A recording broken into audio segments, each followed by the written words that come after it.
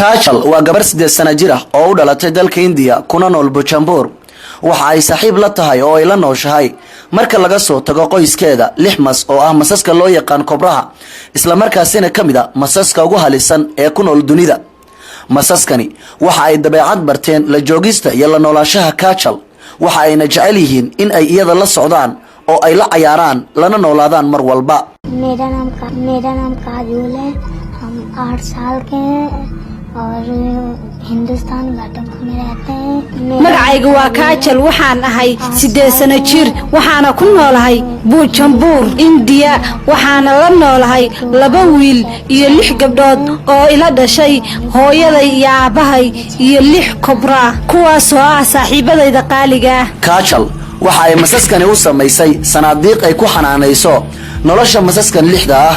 waxayna jeceshahay inay qoorta surato masaska marka ay meel aadayso marka laga soo tago 6 mas oo ay Kajal saaxiibka la tahay waxa ay xilliyada qaar aabaheed u raacdaa duurka si ay uga caawiso aabaheed qabashada masaska maadaama ay Kajal reerkeeda ugaarsadaan masaska ma doonayo in aan aado iskuulka waxaan rabaa in aan soo qabsado masaska sida aabahay oo kale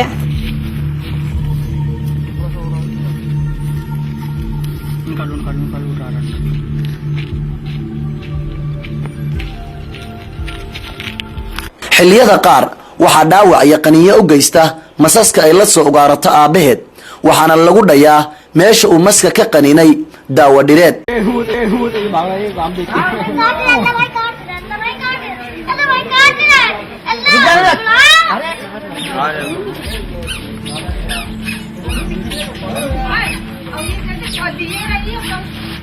मुझे बताओ तेरे खाना नहीं खिलाया इसको खाना नहीं खिलाया इसलिए इसको गुस्सा करके काटा Kajal uma dareento sida ay u dareemaan aadanaha kale qaniyada maska Kajal awowaheed oo ka warbixiyay waxa ay ku daawayaan Kajal marka uu mas qaniyo u geysto ayaa yiri तुरंत अपनी दवाई लाए दवा लाने के बाद उसको पीस कर पिलाया लड़की को isla markiiba waxaan sameeyay daawo ay cabto waan nasuuxiyay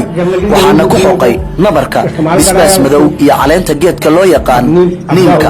waxaana u isticmaalnaa daawo waxaan ka diyaarinay dhirta kamaanan walwalin waxaana daawooyinka u siiyay sidii uu ii baray macallinkayga inaan u diyaariyo waxaana aaminsanahay eebaweyne iyo macallinkayga haddii uu ilaahay doonayo inay Kajal dhimato way dhiman innagana waxba kama celin karno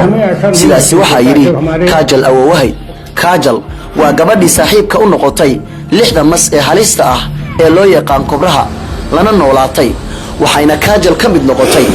aadanaha mucjisaadka u gaarka ah ku soo bandhigay dunida